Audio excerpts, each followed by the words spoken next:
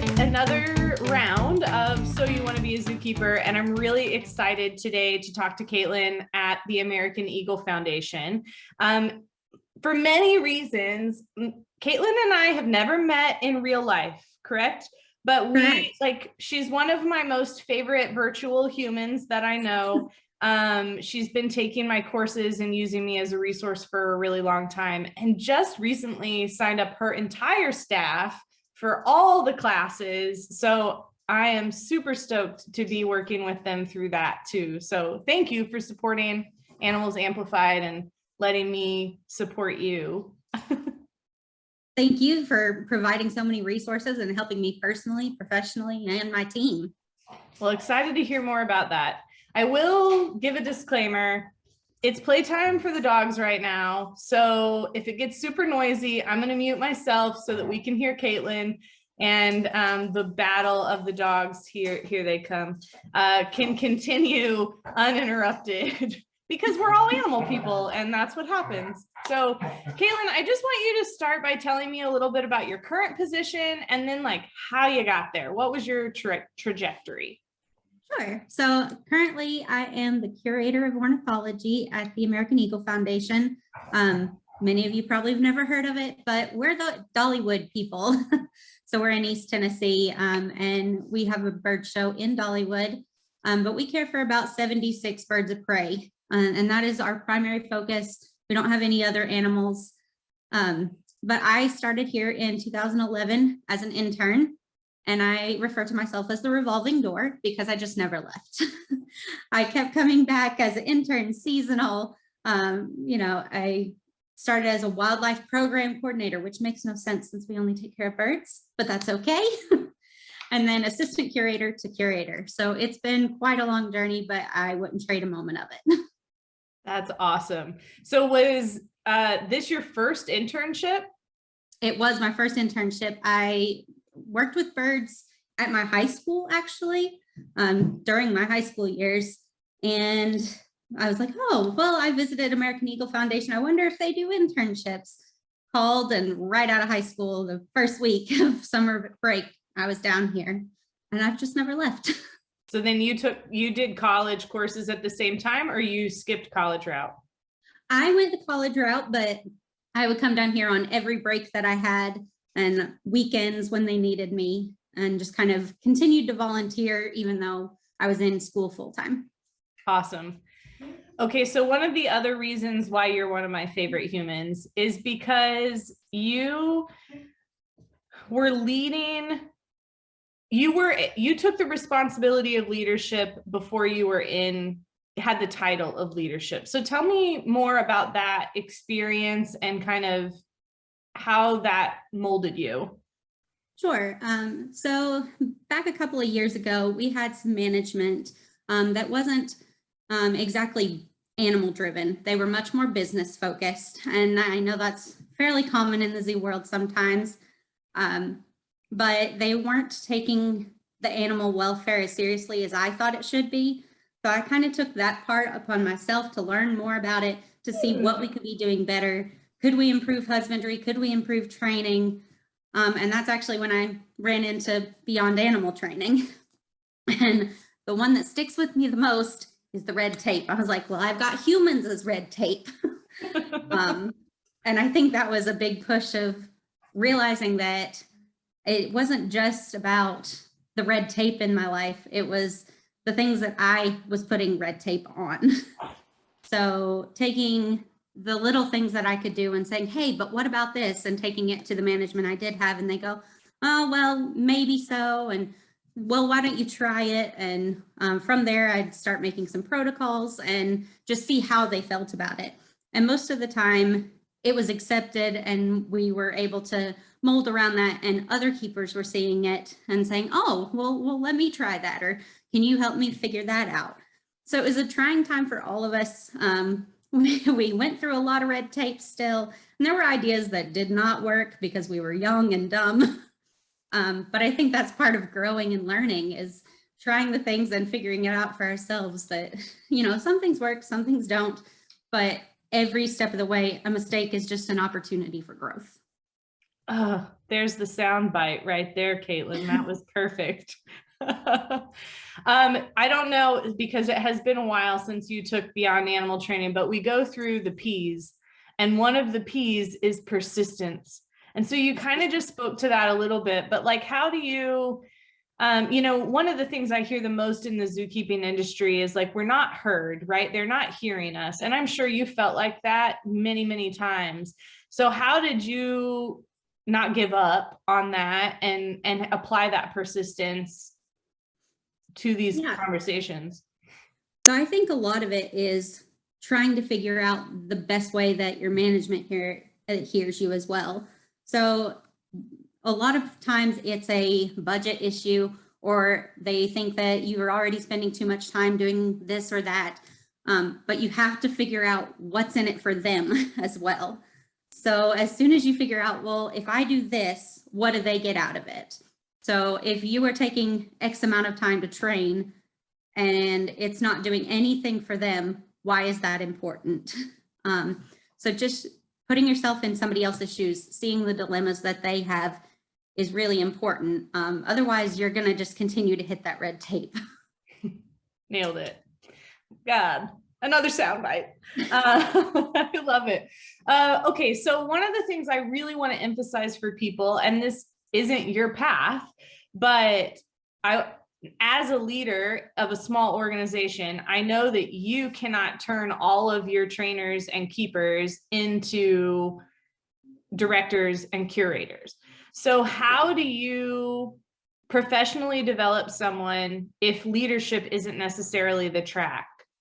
Right. So currently we have 11 keepers on staff. 2 of those do have a little bit more management position, but we are growing, but that doesn't mean that they want to all be in leadership. But we do have certain individuals who are taking different paths to become specialized in certain things. So we have one person who's like, I want to do target training. I want to be the best at target training. I want all of our birds target trained. So they take that and they've run with it, and they're making training plans for all different bird types and in different scenarios and different injuries. And we have another person who is all about enrichment. They have taken our tiny bit of enrichment that we had, throw a Kong toy or shreddable into a bird room. And now we have an enrichment closet. We have an enrichment schedule. We have all things enrichment, and that's their niche. So while they don't have a management position, they have specialized in one area. And if I have any questions about enrichment, I know I'm going to that individual. So it's a matter of finding your niche in your team and becoming the expert on the thing that you're most passionate about. So you may not have a leadership title, but you have leadership within your team, and that creates that feeling of importance and that you belong there. I nailed it. That's amazing. Yeah, I think you just did a really good job of highlighting those particular things. And I think sometimes we forget that those things are important, and it doesn't have to be the curator who says this is what we're doing. And I love that you're the kind of leader that lets them go that way and grab onto those things they're passionate about. I love that. Absolutely. Well, I would much rather them be passionate about something and take hold of it than me go, this has to be done. Right. It doesn't work for either of us. Do you think that you could, I think we saw a squirrel. Do you think that we could, or that you could nail down the one skill that you feel like helped you move into that leadership role or made you eligible for that leadership title when it came up? I think listening is probably the one skill that you need to have.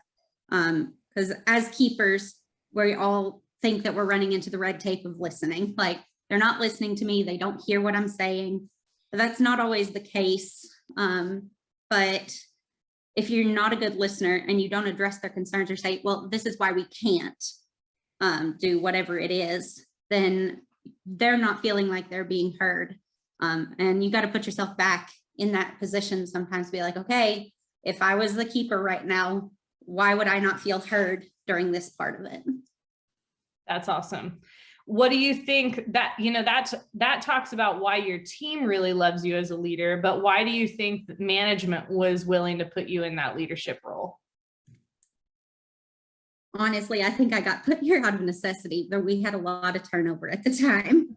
And I was the one who was already starting to step up and say, I want to do more.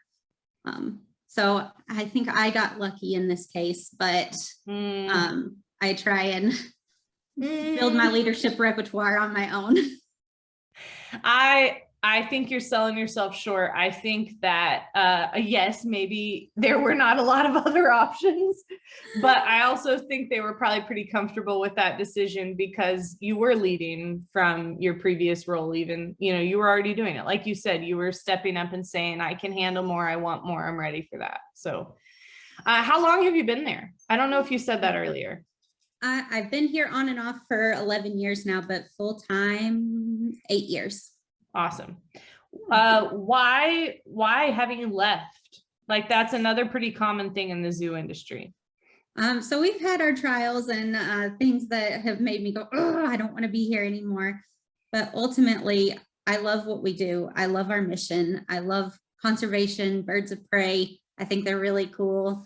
And at the end of the day, seeing somebody go, oh, wow, is that factor that keeps you going and makes you motivated to keep going.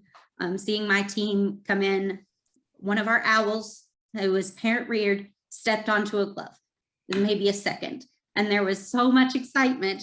The owl stepped up. That those kind of moments are irreplaceable, and just watching everybody get excited over one step onto a glove was such an amazing feeling that you feel like you're making a difference no matter what you're doing, whether it be, during COVID and you can't present your animal to a free flighted bird show where one of our turkey vultures likes to hit people in the head just because she likes to fly so low. But seeing the reactions of both ways from the public and your keepers is just too much of a reason not to stay. That's awesome. What's something that you do to make your team feel valued? One of the things that I am really passionate about is making sure that each individual is heard every month. So with 11 keepers, it's a little bit more manageable, but I make sure that I meet with them for at least 30 minutes once a month. And we have certain questions that we go through. How's the culture of your team? Has it changed in the last month? What are you dealing with personally? Is it affecting anything at work? What can I do to make your job easier? What problems are you facing and what solutions do you have to fix them? Those are some of the questions that we go over every single month, just to make sure that they're feeling heard and that I'm actually listening too. Awesome. Just pause for admiration, please. I'm sure that there's a lot of people watching right now who are super jealous and going to be watching the job postings to find out when the American Eagle Foundation is hiring next, because they want to work for Katelyn. All right, I've got, you're doing an excellent job at being so concise with your answers, so I appreciate that. So I have one last question for you. Okay. What are you, and maybe it's two questions, what are you struggling with right now? And then also, like, what do you think the industry is struggling with? And maybe it's the same thing. So I think overall, my team personally and the whole community is dealing a lot with compassion fatigue, especially after COVID, after changes. Currently, we're moving from 5 acres to 57 acres. Their construction is all around us, and training in chaos is not something that birds of prey really enjoy. So I think just seeing those tiny little wins is really hard right now. And I think that's across the board, not just for us and not just in our certain circumstances, but just taking the moment to step back and go, I am not the job, but I am passionate about my job, and trying to separate between those two is very hard sometimes. And yeah, I think that goes from the bottom up.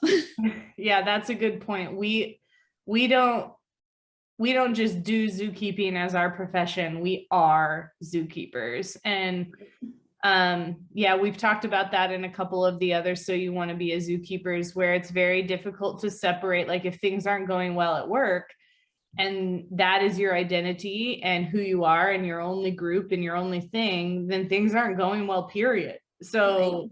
yeah, so that's a very good point. I'm excited to see a lot of the resources that are coming out of the community surrounding those things. I have a Absolutely. couple, but I love, if you haven't checked out Graze yet, growing resiliency, and I never remember the last part. So I'll put it in, I'll put a link in the comments, but Absolutely. the ladies over there are doing a fantastic job in supporting the keepers that are out there. So love that. Fantastic. Well, any last advice you want to give to a future keeper or current keeper who's saying, I want to be like Katelyn when I grow up? Future keepers, I'd say keep doing what you're doing. Always check and see what resources are available, either through Zookeepers or something else, because making yourself have different skills, whether it is zookeeping related or not, maybe it's organizational skills or just being persistent, all of those things are going to help move your career forward and where you want to be, not necessarily up the ladder. It could be across or whichever way. And for someone who's trying to get into the zookeeping field, just keep trying, keep volunteering, keep interning, keep interviewing, because all interview questions are different. My personal favorite is why or what kitchen utensil do you best identify as? So I have a very unique one. I like that one. But I love when people ask me questions too, because it shows that they're interested and that they have more than just the standard boxed answers. So just keep on doing what you're doing and keep thinking, moving forward. Awesome. Katelyn, thank you so much. This has been amazing.